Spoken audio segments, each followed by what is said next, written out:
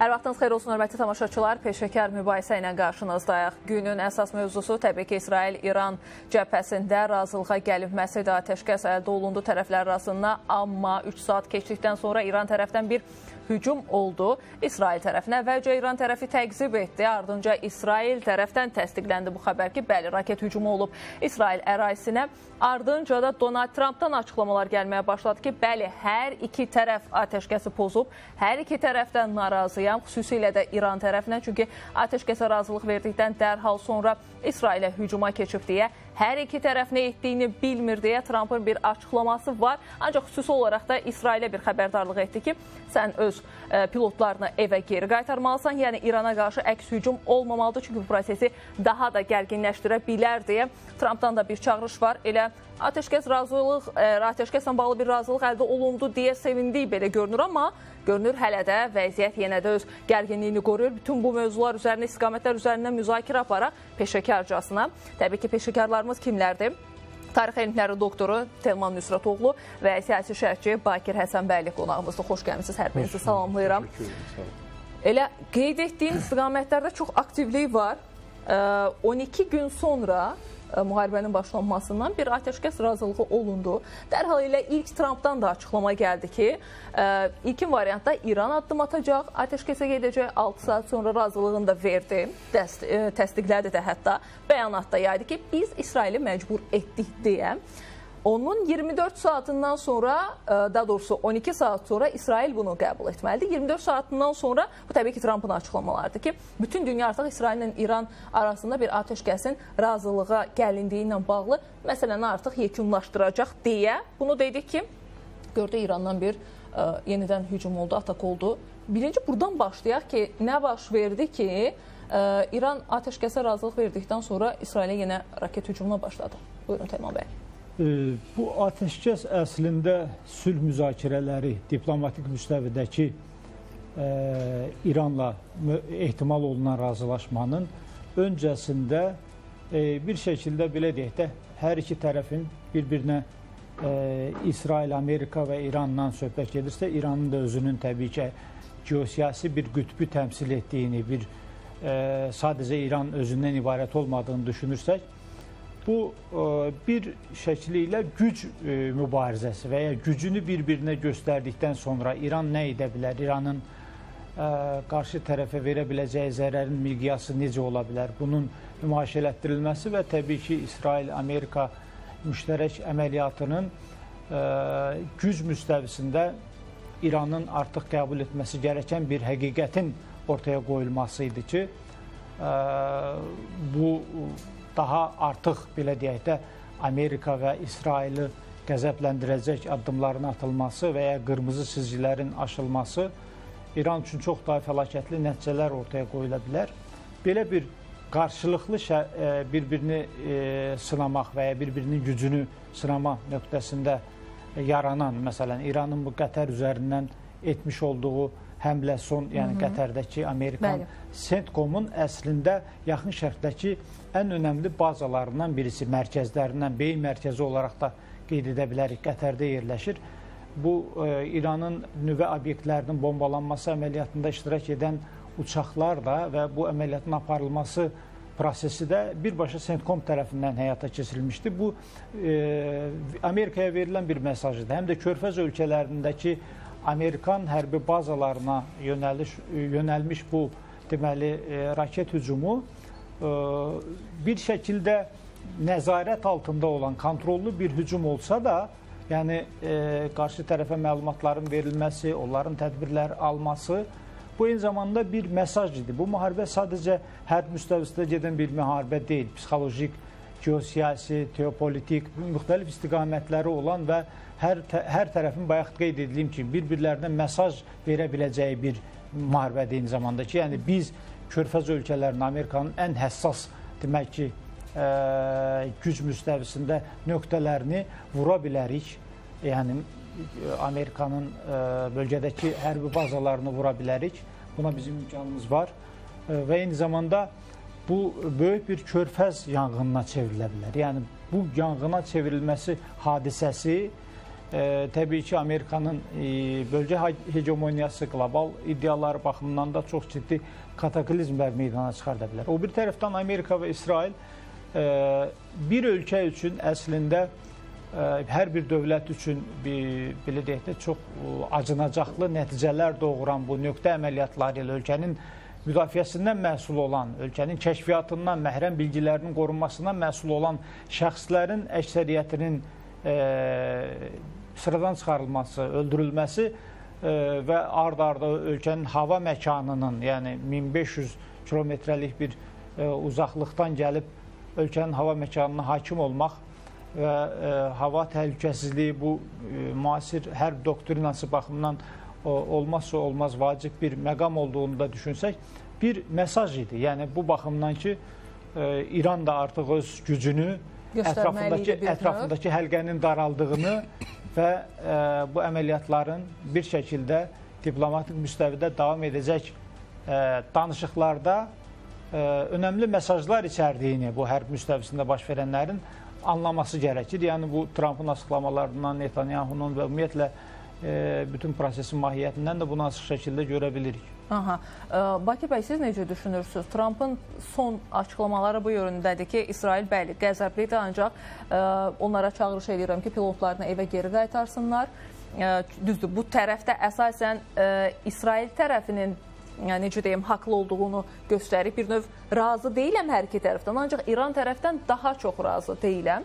Ancaq bir növdə həm də görürük ki, İsraili sakitləşdirməyə də çalışır müharibənin başlanğıcından fərqli olaraq. Biz ateşkəsi gözlədik. Heç davam etmədi bir neçə saat. Yaxşı, bunun nəticəsi nə olacaq? Belə davam eləyəcəkmi? Daha doğrusu, İsraildən çağırışlar var. İsrail Silahlı Qüvvələrinin baş qərargah rəisindən də, Maliyyə Nazirindən də ki, biz cavab verməliyik deyə, hətta İranı titrətməliyik deyə belə bir kəskin açıqlamalar da var. Görəcəkmi biz İsraildən?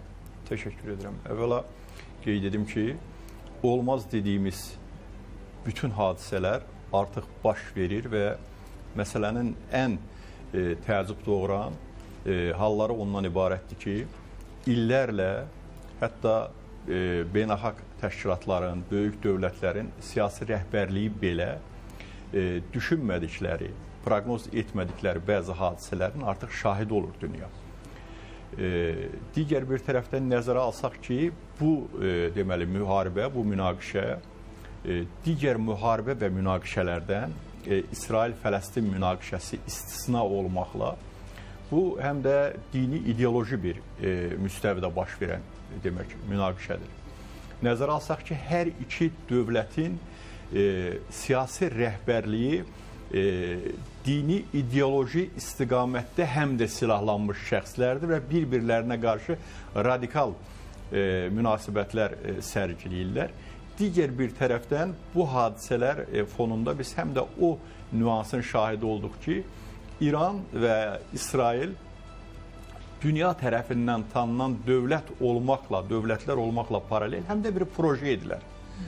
Yəni bu demək projelər beynəlxalq miqyasda zaman-zaman demək maraqlara xidmət edəcək addımlar atacaq dövlətlərdir. Biz məsələn İsraillə bağlı 2003-cü ilə qədər olan İsrail və 2003-cü ildən sonra Amerika Birləşmiş Ştatlarının yaxın şərqə gəldiyi İsraili nəzər salsaq, görərik ki, 180 dərəcə, yəni kardinal dəyişikliklər var münasibətlər məsələsində.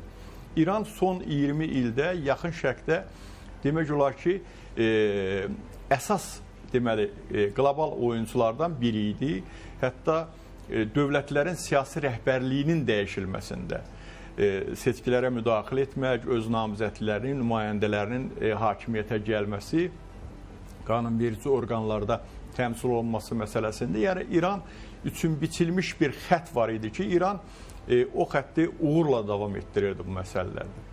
Və bitən və eyni zamanda konkret sualınıza gəldikdə isə bitən və bitməyən münaqişələr var. Məsələn, mən bu studiyada bir neçə dəfə təkrar etmişəm ki, İsrail-Fələstin münaqişəsi heç vaxt bitməyəcək.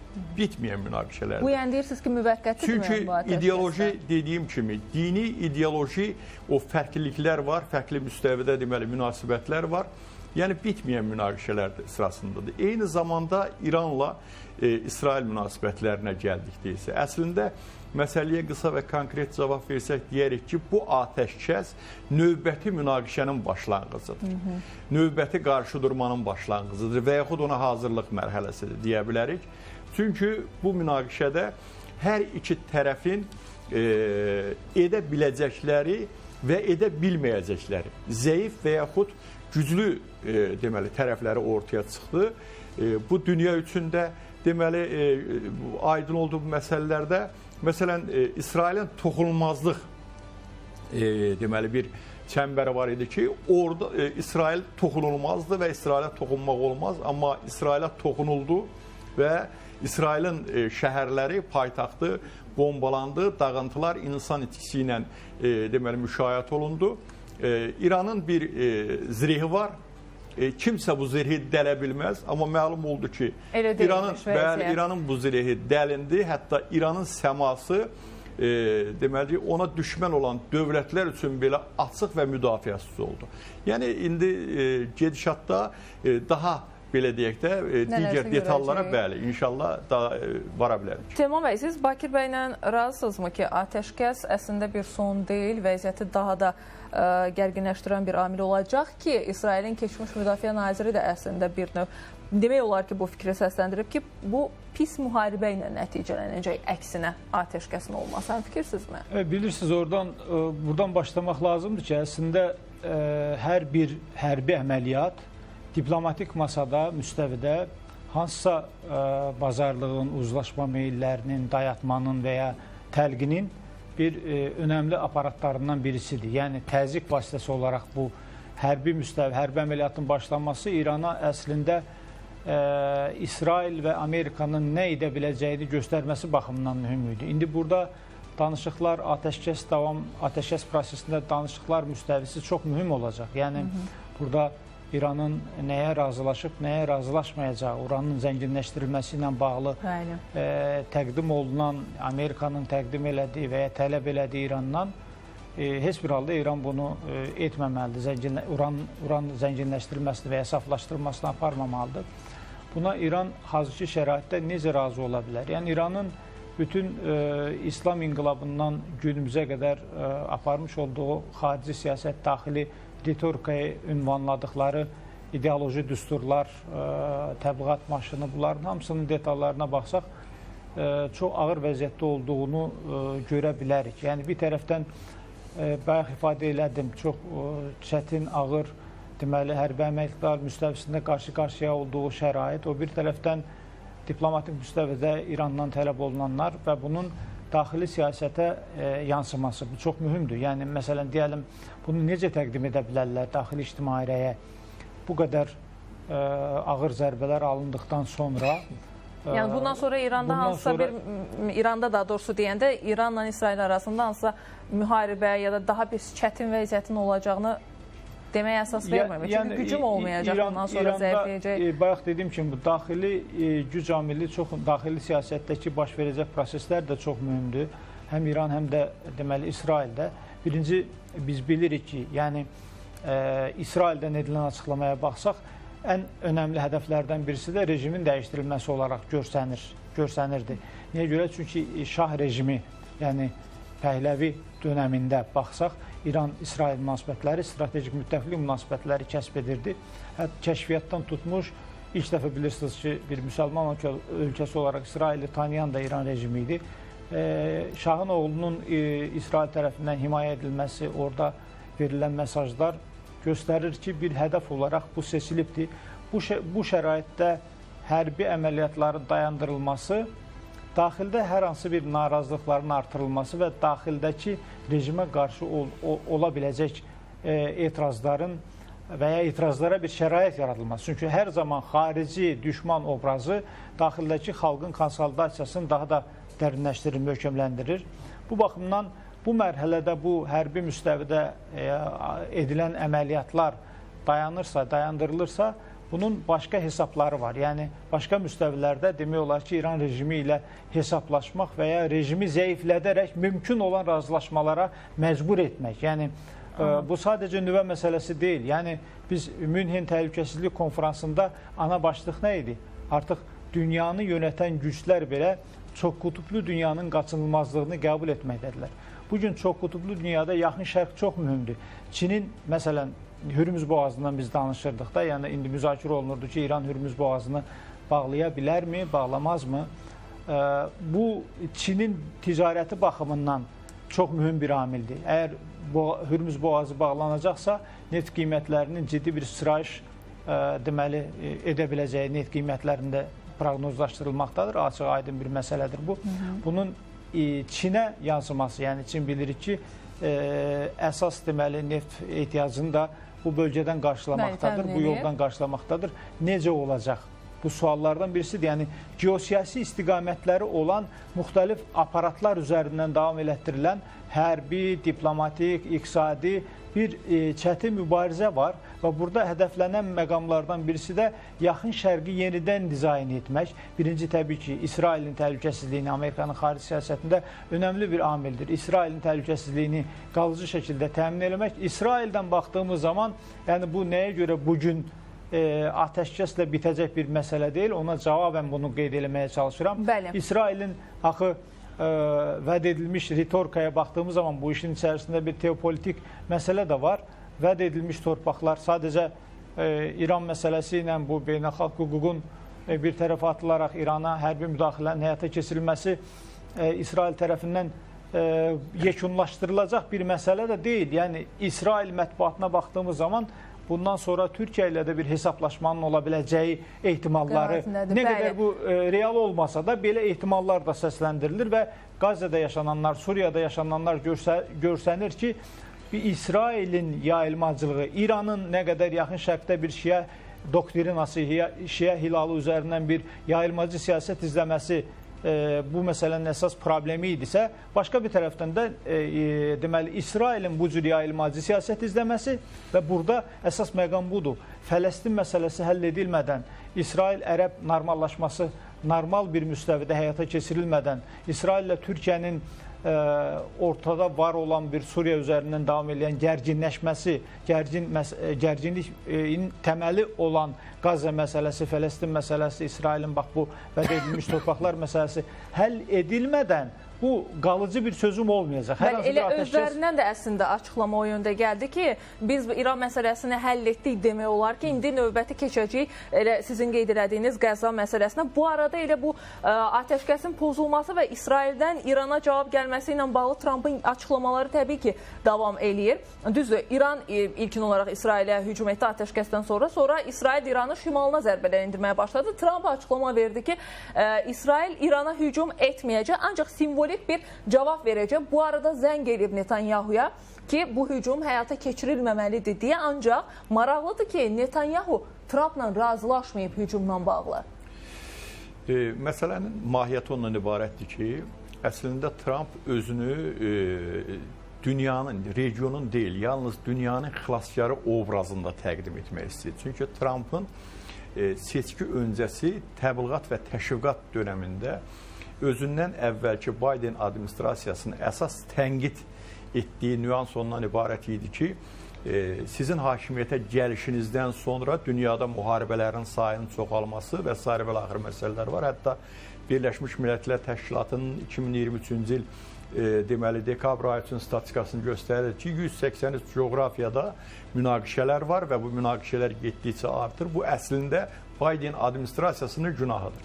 Və mən hakimiyyətə gəldikdən sonra Rusiya-Ukrayna müharibəsini 24 saata, digər münaqişə və demək müharibələrin dayandırılması ilə bağlı müxtəlif vaxtların və zamanların deyilməsi məsələsi və dünyaya bir sülhün gətirilməsi, müharibəsiz, münaqişəsiz bir dünyanın olması məsələsinin özü üçün prioritet götürmüşdü bu məsələlərdə. Amma zaman göstərdi ki, Trump bu dediklərinin demək olar ki, heç birini edə bilmədi. Məsəl üçün, hətta bilirsiniz ki, kömrük tarifləri ilə bağlı qərarları var idi, bir müddət sonra onun dondurulması və faiz göstəricilərinin aşağı salınması, miqrantlarla bağlı qərarlar var idi. Hətta deməli təşviqat, təbliğat öncəsi bildirirdi ki, Amerika Birləşmiş Ştatlarının şəhərlərində, küçələrində milyonlarla deməli cinayətkarlar gəzməkdədir. Yəni əslində bu cinayətkarları miqrantlar üzərindən yanaşırdı bu məsələyə və eyni zamanda Trumpın hədəflərindən biri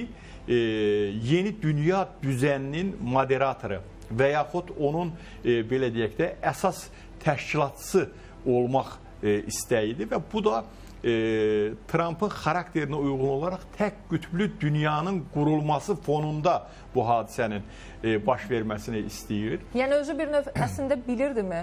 Yəni xəbərdar idimi İrana hücumla bağlı və ya bunun elə razılığını başdan özü mü vermişdi planın qurulmasında belə? Sözsüz ki, İsrail Amerika Birləşmiş Ştatlarının rəhbərliyini, konkret olaraq prezidentini məlumatlandırmadan hər hansı bir addımın atması inandırıcı fakt deyil və Trumpın hakimiyyətə gəlişindən sonra Netanyahu olan münasibəti, onun deməli iki tərəfli görüşlərdə ona etdiyi jestlər, İsraillə bağlı bildirdiyi fikirlər, eyni zamanda silah və maliyyə yardımları ilə bağlı qəbul etdiyi qərarlar əslində bu dediyimizin əyani sübutu və nümunələridir bu məsələlərdə. Sözsüz ki, İranla münaqişənin deməli Trumpdan xəbərsiz olması məsələsi mümkün deyil bu məsələlərdə.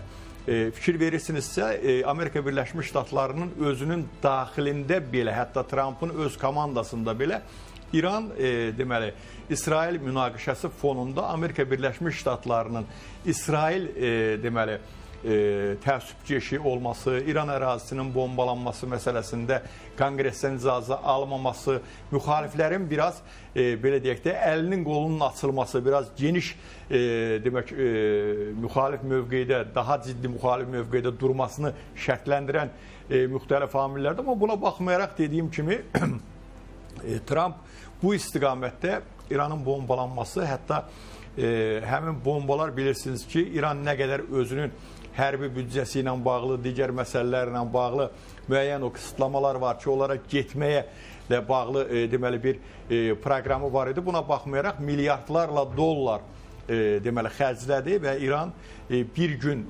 demək ki, İranın 3 uranın zənginləşdirməsi ilə məşğul olan ki, bazası var idi ki, həmin də bombalandı və s.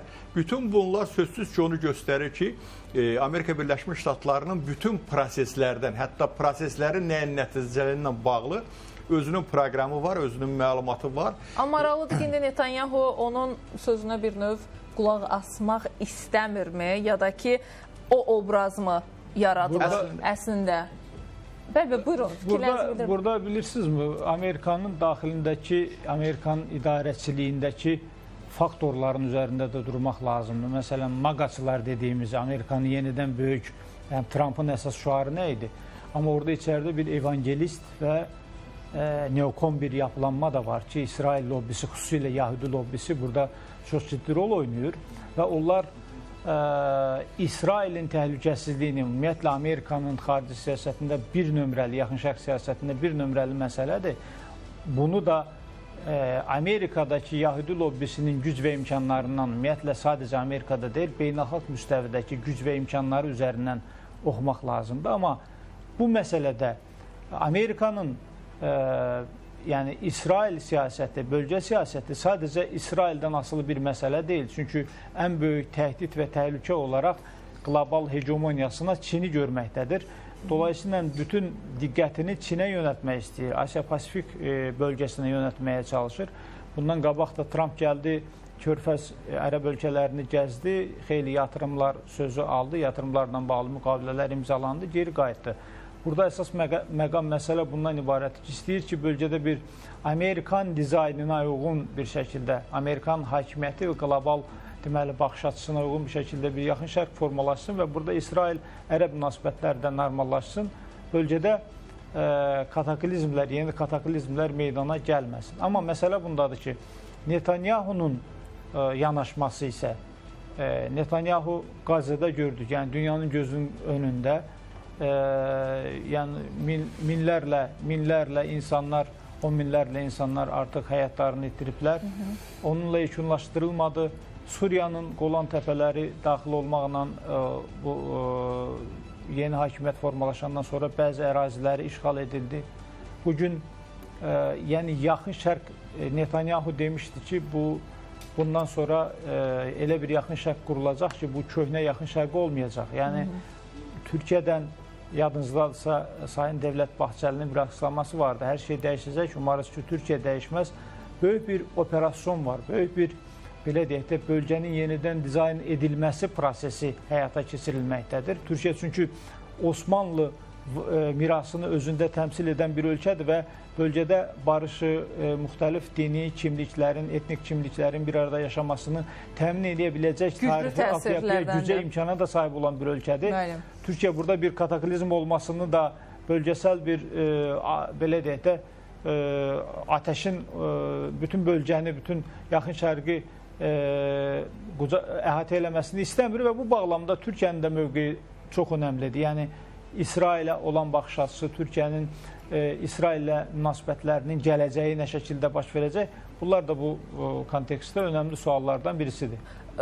Bakir bəy, az öncə düzdür, qeyd elədim, Trump dedi ki, simvolik olacaq cavabı İsrailin və bunun fonunda da İranın şimalına hücumları biz görürük. Yəni sadəcə bununla kifayətlənəcəklərmi? Bir növ, yəni İran bizə hücum etdi, amma biz cavabsız qalmadıq kimi bir obraz yaratmaq üçün mü verilən bir cavabdır və bundan tamamilə biz yekunlaşmanı görəcəyikmi? Məsələyə İran müstəvisindən baxanda tamamilə belə deyək də primitiv qurulmuş bir tamaşanın biz şahidi olduq. Ötən gün baş verən demək hadisədə Qətər tərəfi eyni zamanda Amerika Birləşmiş Ştatları tərəfinin məlumatlandırılması demək 14 raketin atılması, 14 raketin 13-ünün zərərsizləşdirilməsi, biri tamamilə kənar bir deməli istiqamda düşməsi. Əslində İran raketlərinin dəqiqliyi ilə bağlı gəlinən qənaət bundan ibarətdir ki, İran raketləri 50-100 metr fərqlə, yəni o nöqtə atışları deyilən deməli bir nüanslar var ki, orada 50-100 metr fərqlə vura bilir şərti olaraq götürəndə. Bu 3-5 metr fərq İsrail raketləri üçün amma nəzərdə tutub daha dəqiq demək bu istiqamətdədir.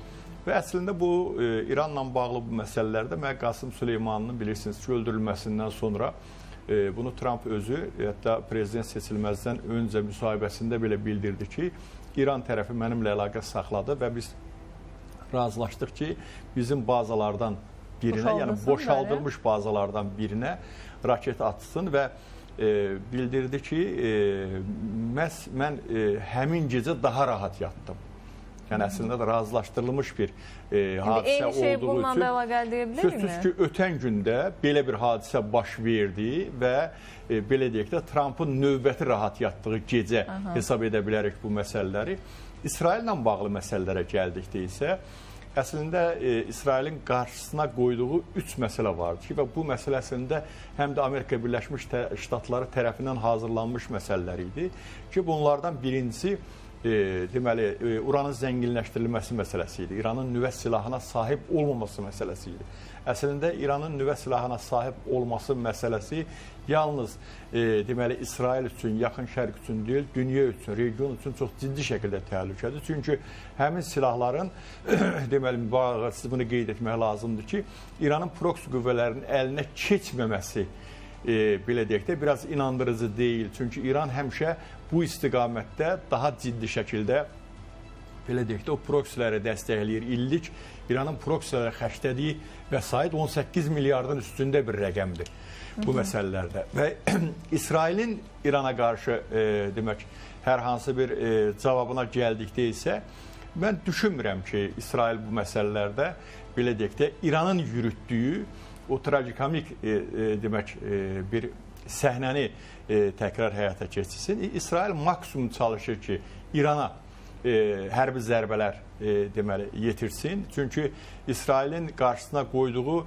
3 nüansdan biri İranın uranın zənginləşdirilməsinə mane olmaq, onun qarşısını almaq və yaxud onu məhv etməklə paralel də raket proqramının deməli yox olması məsələsidir. Üçüncü isə əsasən bu demək proksi qüvvələrlə bağlı idi ki, proksi qüvvələrdən imtina məsələsi, onların dəstəklənməməsi məsələsi. Bu məsələlərdə mən düşünürəm ki, hər iki deməli dövlət öz istəyinə bu və ya digər formada nail ola bilmədi. Nail ola bilməməyin əsas səbəblərindən biri deməli, İranın zaman-zaman təbliğ etdiyi özünün o müdafiə deməli bir strategiyası vardı ki, onun zəif olması, İsrailin isə dəfələrlə dünyaya demək bəyan etdiyi özünün daha ciddi zirehə sahib olması məsələsi vardı ki, göründü ki, o dəmir qübbə deyilən bir deməli silah müdafiə sistemi var ki, o müdafiə sistemində əslində İran özünün deməli raketləri ilə, o hipersəs raketləri ilə o dəmir qübbəni keçdi. Çünki nədən keçdi? Dəmir qübbənin bir doyumlu xəddi vardı ki, 70%'lik doyumlu xəddində artıq qarşısının gələn raketlərin qarşısının alınması məsələsi bəli problemə çevrilirdi. Və deməli ən çox bu məsələlərdən özünü toparlayacaq dövlət İsrail olduğu üçün mən düşünürəm ki, gələcək hər hansı bir raket atışında və yaxud bu münaqişə, bu müharibəyə fonunda İsrail daha çox zərər yetirmək funksiyasını yerinə yetirəcəkdir, nəinki İran bu məsələlərdə. Aha, siz necə düşünürsünüz Teğmen bəy? Bu münaqişədə 12 günlük müharibə də deyilir. Burada itirən tərəf İran idi mi? Amma maraqlıdır ki, İran tərəfinin açıqlaması bu ateşkəslə bağlı bəyanatda heç də o cür görünmür.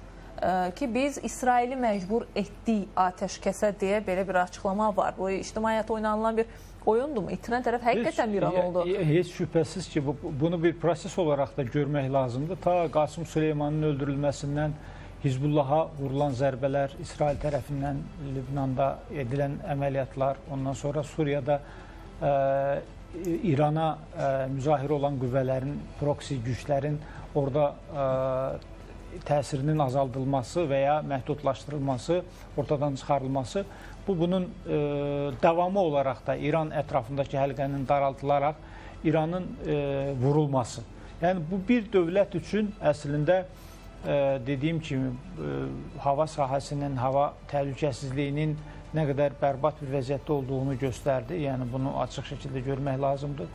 O bir tərəfdən dediyim kimi, yəni ölkənin milli müdafiə və təhlükəsizliyindən məhsul olan şəxslərin evlərindəykən öldürülməsi, halbuki daha əvvəl Amerikanın bölgədəki diplomatik deməli korpuslarına təxliyə ilə bağlı deməli təlimatların verildiyi və bunun mediaya belə əks olunduğu ortadaydı ki, yəni belə bir əməliyyat gözlənilir və Netanyahu tərəfindən də verilən açıqlamalar bəlli idi, ortadaydı. Yəni İran çoxdanmı? Danışıqlar müstəvisində də İran ən yaxşı bilirdi ki, Amerika bu nüvə müzakirələri hansı ki keçirilirdi. Burada nələr tələb olunur İrandan və İran nəyə razı deyil. Razı olmadığına görə təbii ki, bunun hər müstəvisində davamının ola biləcəyi, təzyiqin ola biləcəyi öngörülməli idi və buna görə ölkədə bir tədbirlər alınmalıydı. Amma bugün onun alınmadığını gördük və İranın içərisində Tehranda dronların hazırlandığını, İsrail kəşfiyyatının himayəsində əfqanlarla bağlı bilirsiniz. Zaman-zaman hətta İran bu bizdə toxunmuşuq, yanlış xarici və daxili siyasət, yəni anti-türk ritorikası, hansı ki bir türk demoqrafiyasının üzərində olan İran zaman-zaman elə 2 gün əvvəl də bilirsiniz bu İsrailin müdaxiləsinin başlamasından 2 gün əvvəl vilayətin açıqlaması var. Zəngəzur dəhlizinə biz mane olduq deyə. Yəni, bu ritorikanın davam elətdirilməsi bizə qarşı da müəyyən şeylər, açıqlamalar eləyirdi. Amma məlum oldu ki, elə o dronları, o silahları istehsal edən mərkəzlər Tehranın özündədir və o qədər dərin bir sızma var ki, İsrail kəşfiyyat tərəfindən İranın hətta ən üst düzey ölkənin müdafiəsindən məsul olan şəxslər öz evlərində nöqtə əməliyyatları ilə öldürüldü. Bu İran üçün əlbəttə böyük bir zafiyyət deməkdir. Bunu hər kəs, bütün tərəfsiz analiz edən şəxslər də bunu görə bilirlər və bunu analizlərə də əks olunur İrandakı yaşanan hadisələr. Ancaq İran bununla məhv ediləcək, sıradan çıxarılacaq, nəyəsə razılaşdırıla biləcək bir ölkə statusunda da deyil. Gördük ki, raket deməli istehsalında, balistik raketlərin istehsalında dəmir qübbənin yarılması hadisəsinin özü də göstərdi ki, İranın müəyyən hərbi potensialının da milli müdafiə sənayesində olduğunu inkar etməmək lazımdır. Amma burada bir məsələ də var. Telman bəy, bu ikinci bir tərəfidir. Bunu bir qədər sonra ayrıca toxunacağım. Çünki önəmli məqamdır. Bunun planlaşdırılmış bir oyun olduğundan bağlı. Ona keçməmişdən öncə Bakir bəy, siz Telman bəylə razısınızmı? İran hazırki bu müharibədən sonra o qədər də artıq gücsüz bir ölkə deyil və ya orada müəyyən bir şeyləri dəyişməyə, yəni nələrəsə nail olmaq mümkün olmayacaq kimi, ya da ki, İsrail ümumiyyətlə istədiyinə nail oldu mu kimi. Yəni, mümkün olmayacaq deyil də, yəni bu asan bir proses deyil. Yəni bu zaten İranda hədəflənənlərin müəyyən bir qisminə nail olundu. Yəni rejimin, əslində İranı idarə edənlərin elan etdikləri qədər güclü olmadıqları, bəli, İranın əsasən də hərbi gücünün böyük bir etibar etirdikləri açıq şəkildə ortadadır. Amma bu bir prosesdir.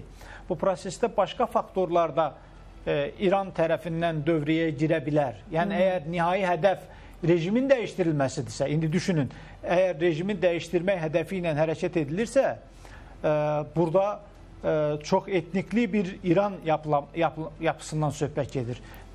Orada Bəluşlar var, orada Ərəblər var, orada Kürdlər üzərindən bir hesab düşünülür və türklər var. Əsas demografiya olaraq da türkləri və farsları da burada düşünmək lazımdır.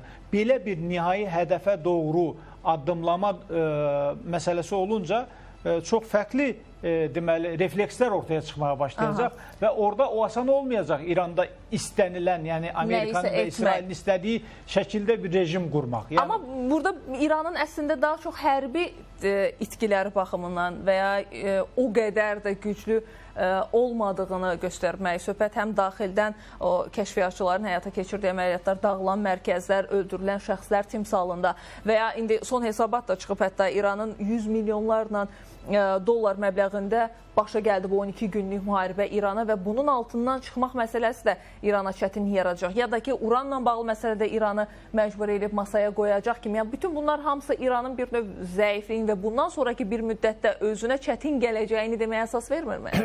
Sözsüz ki, İran çox uzun bir proses keçəcək bu məsələlərlə bağlı. Nəzərə alsaq ki, həm də 80-ci ildən bugünə qədər sanksiyalarla yaşayan bir İrandır və özünün yalnız büdcəsini enerji resurslarının riazəsi ilə formalaşdıran deməli bir dövlətdir. O baxımdan İrana dəyən ziyan, İran nəzərə alın ki, 10 illərlə formalaşdırdığı demək İranın öz daxili auditoriyasını həmişə fəxarətlə qeyd etdiyi bir nüans var idi ki, biz uranın zənginləşdirilməsi demək məsələləri ilə bağlı, daha doğrusu belə deyək də nüvə silahının yaxın bir mərhələsinə çatması ilə bağlı, raketlərlə bağlı, özünün müdafiə taktikası ilə bağlı, ordunun daha müstəqil olması ilə bağlı, üzr istəyirəm, daha deməli müasir formada demək təkmilləşməsi ilə bağlı, hətta xatırlayırsınızsa 44 günlük müharibə demək ərəfəsində, müharibə zamanı və müharibədən sonra deməli İranın hərbi qüvvələrinin Azərbaycanla sərhəddə müxtəlif təlimlərin keçirilməsi, nümayişkaranə, ona gözdağı deyiləcək deməli bir təlimlərin olması məsələsi var idi.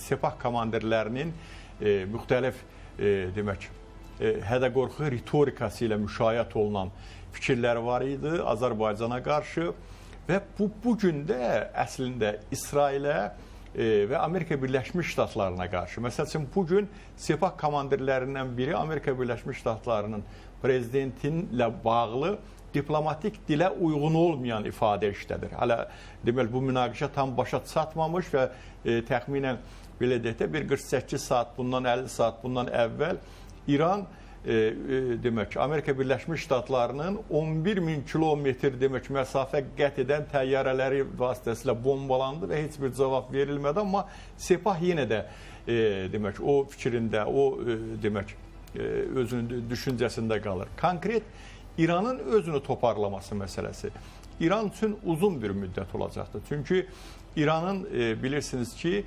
kifayət qədər böyük maliyyə xərclədiyi o obyektlər var ki, onlar dağıldı.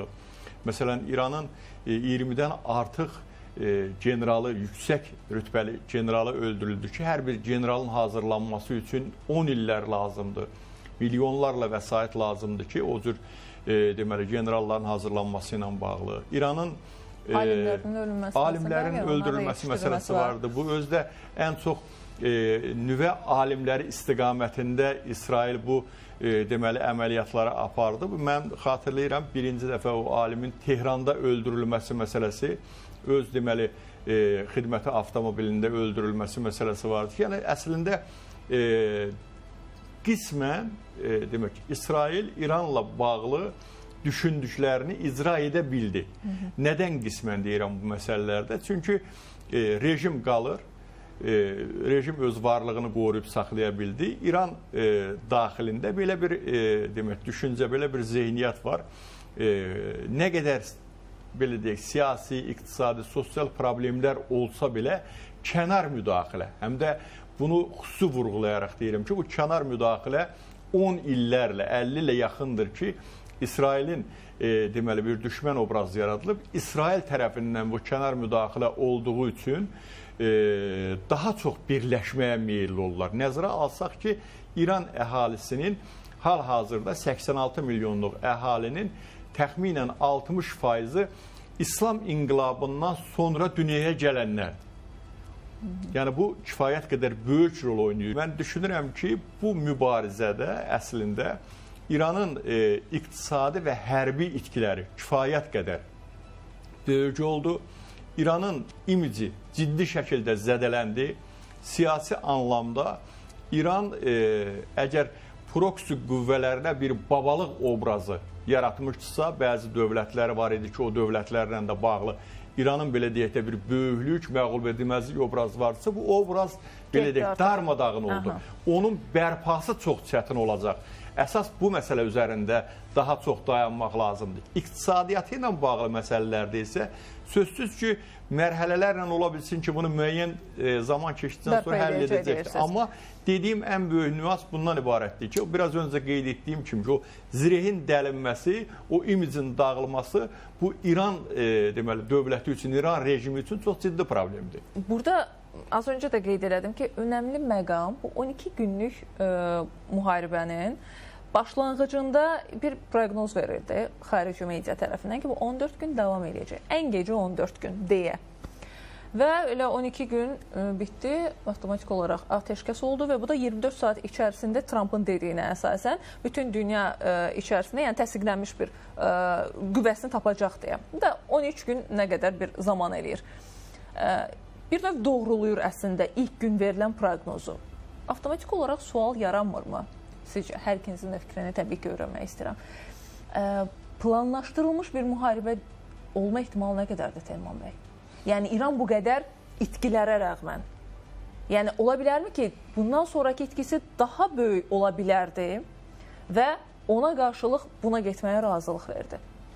Təbii ki, yəni, güc müstəvisində İsrail və Amerikanın hərbi, texnolojik gücünü İranla müqayisə etmək mümkün deyil. İran bunun davam elətdirilməsinin İranın dövlətçiliyi üçün hansı sarsıdıcı zərbələr yarada biləcəyini açıq şəkildə görür. Yəni, bunu kimsə yəni, milli güc parametrləri baxımından müqayisə etdiyimiz zaman İsrail sadəcə İsraildən ibarət deyil. Onu hamı bilir ki, Amerikan kəşfiyyatı, yüksək texnoloji dəstəyi, silah-sursat dəstəyi, bombardımançı təyyarələrin mövcudluğu, F-35'lər, yəni vaxtilə Türkiyəyə verilməyən F-35'lər İsrailə verilmiş oldu. Bu, Amerikan dəstəyi olmadan bunlar həyata keçiriləcək bir məsələ deyildi və İran da bu güc müstəvisində İranın nə qədər zəif olduğunu da açıq şəkildə gördü. Amma İran zəif olması ilə bərabər, bax bu Körfəz ölkələrindəki Amerikan hərbi bazalarını, hətta bildirimli xəbər verərək qarşı tərəfin... Ona görə sualım oldu ki, bu xəbər verirsə də planlı deyil mi? Qarşı tərəfin, xəbər verir, qarşı tərəfin daha belə deyək də ciddi zərbələr almasını istəmir. Çünki bilir ki, əgər Amerikanın bazalarında hər hansı bir ciddi dağıntılar olarsa və ya insan tələfatı olarsa, bunun qarşılığında Amerika çox daha sərt gücdən istifadə edəcək. Bu danışıqlı döyüş olmaqdan daha çox İranın sadəcə Amerikaya mesaj verməsidir ki, əgər ölüm-qalım müharibəsi başlayacaqsa, yəni İran üçün itirilməsi mümkün olmayan şeylər itirilmə prosesinə daxil olacaqsa, İran nə edə bilər? Yəni onu göstərdi ki, biz sizin Körfəzdəki himayədarlar, yəni məsələn deyəlim ki, ərəb ölkələri ən çox nəyi belə deyək də Amerikadan tələb edirlər? Silah alırlar, yatırım edirlər, öz güvənliklərini, təhlükəsizliklərini Amerikadan tələb edirlər. Sabahlarım əgər Səudi Ərəbistandakı, Birləşmiş Ərəb Əmirliyindəki, Qətərdəki Amerikan hərbi bazalarının vurulması eyni zamanda bu ölkələrin sabah orada neft infrastrukturu da vurula bilər.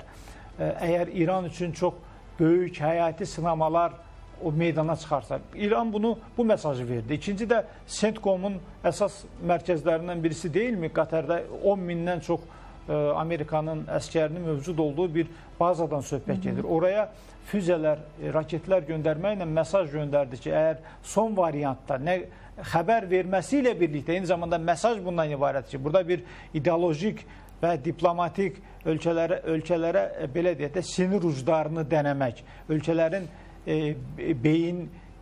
beyinləri ilə və ya algıları ilə, həqiqətləri ilə oynamaq və onlara verilən mesajlar eyni zamanda buydu. İran tərəfindən verilən mesaj buydu ki, yəni biz gücsüzlüyümüzü gördük, yəni etiraf etməsələr də ki, gücsüz olduqlarını, amma müstəvi hava məkanının bir ölkənin müdafiəsinin, təhlükəsizliyinin vazgeçilməz amillərindən birisi hava məkanına nəzarətdir. Bu yox idi. Biz bunu gördük. F-35'lər istədikləri zaman gəlib gedib İranın başqa şəhərlərini bombaladılar sərhədlərdən və burada İraqda, Suriyadakı olan durum da çox yəqin ki, gələcəkdə analiz ediləcək, təhlil ediləcək. İraqın öz hava məkanına nəzarət edə bilməməsi, İraqda vaxtı ilə Amerikanın planlarının icraçısı olan ölkələrdən birisi də İran idi. Əslində elə onun nəticəsini İran meyilli qüvvələr orada dəstəklənərək, himayə edilərək güya İraqda bir İran təsir dairəsinin formalaşdırılması hədəfi ilə orada yəni təəssüf ki, bunu da qeyd eləməliyik ki, İran İslam inqilabı baş verdikdən sonra İranın bütün bu son belə deyək də bir neçə günlük gərginlik, çatışma istisna olmaqla bütün müharibələri, bütün mübarizələri, bütün strateji rəqabəti İslam ölkələri ilə olubdur. İslam ölkələrinə yönəlmiş olubdur və bunun da altını bugün İrandakı hakimiyyət çəkməkdədir və çox, yəni bunu da açıq şəkildə qeyd eləmək lazımdır ki, nə qədər çətin olsa da, proses ağırlı olsa da İranın dəyişim və dönüşüm prosesi də qaçınılmazdır. Daxili faktorlar, sosioloji faktorlar, demoqrafik faktorlar, xarici siyasətdə aparılan o, belə deyək də, şahin siyasət, hansı ki, bugün əməliyyatlar nəticəsində bərtaraf edilən insanların mütləq əksəriyyəti də elə inqilab keşişçilərinin generalları və ya onların o radikal qanadı təmsil edən, yanaşmanı təmsil edən insanlar idi. Bu da İran üçün böyük dərsdir. Yəni, çıxılmazlıq, bilirsiniz, həm geosiyasi anlamda, İranın həm bölgədə aparmış olduğu siyasət anlamında, həm daxili siyasət anlamında bunu sürdürmək çətindir. Artıq davam elətdirmək imkansızdır. Əslində, bəli, buna qədər də elə vəziyyət İran üçün bir sual idi. Biz demək olar ki, qlobal səviyyədə hər kəs, bütün ölkələr bunu gözləyirdi ki, görə İran həqiqətən o gücdə qalıbmı deyə və biz 12 gün ərzində müəyyən şeyləri gördük. İndi bundan sonra düzdür, atəşkəs olub-olmağına İsrailin hücumu da davam edir. Nə vaxta kimi davam edəcək, o da bir qədər sualdır. Bunun özünün, düzdür, bundan sonraki məsələ də diqqət mərkəzimizdədir. Bu da məsələnin ayrı bir tərəfi. Bakir bəy, sizdən də istəyirəm, Telman bəy ilə az öncə ünvanladığım sualda öyrənim. Planlı olduğunu düşünürsünüzmü? Yəni bu üçlü arasında, Birləşmiş Ştatlar, İsrail, İran arasında. Mən inanıram ki, bu danışılmış bir münaqişəyə bənzəyir, yəni o təsiri bağışlayır. Daha çox bu məsələnin üzərində düşünməyə dəyər. O anlamda ki, İran sözsüz ki, belə deyək, sıradan bir dövlət deyil, özünün min illər deməli, üzərində olan bir dəftərxanaya, bir dövlətçilik təcrübəsinə olan bir malik olan bir dövlətdir və bu dövlət rəhbərliyi bilirdi ki, baş verəcək hadisələrdə hansı demək, nüanslar ortaya çıxa bilər və itkilər nə ilə müşahidə oluna bilər. Amma dediyim kimi, bir var geriyə dönüşü olmayan böyük itkilər, bir var da bugünkü deməli itkilərdən söhbət gedir. İran düşünür ki, bəli mən demək o hərbini bərpa edə bilərəm, iqtisadi bərpa edə bilərəm, dağılmış binaları, bazaları yenidən 10 illər ərzində, amma nəzərə alsaq ki, rejimin dəyişdirilməsi məsələsi, İranın parçalanması məsələsi bu geriyə dediyim kimi dönüşü olmayan bir proses və hadisədir. Bu baxımdan İran deməli bu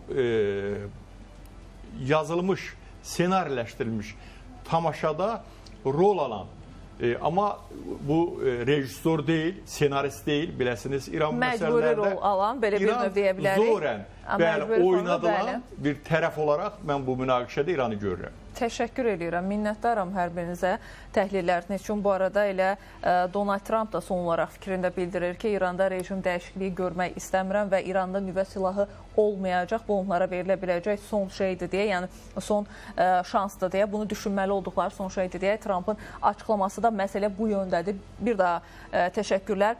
Hörmətli tamaşaçılar, bir daha xatırladım peşəkarlarımızı. Siyasi şərhçi Bakir Həsənbəyli və tarix elmləri doktoru Telman Nüsrətoğlu peşəkarımız idi və yaxın bir saat ərzində İsrail-İran cəbhəsində atəşkəsdən sonra baş verənlər üzərindən bir qədər danışmağa çalışdıq. Təbii ki, xəbərlər yenilənir. Bu xəbərlər və gələn təhlillər üzərində müzakirələrimiz davam edəcək. Hələ ki, peşəkar mübahisəmizi burada yekunlaşdıraq. Yeni təhlillərlə qarşınızda olacaq. O vaxta kimi özünüzə yaxşı baxın. Görüşərik. Hələlik.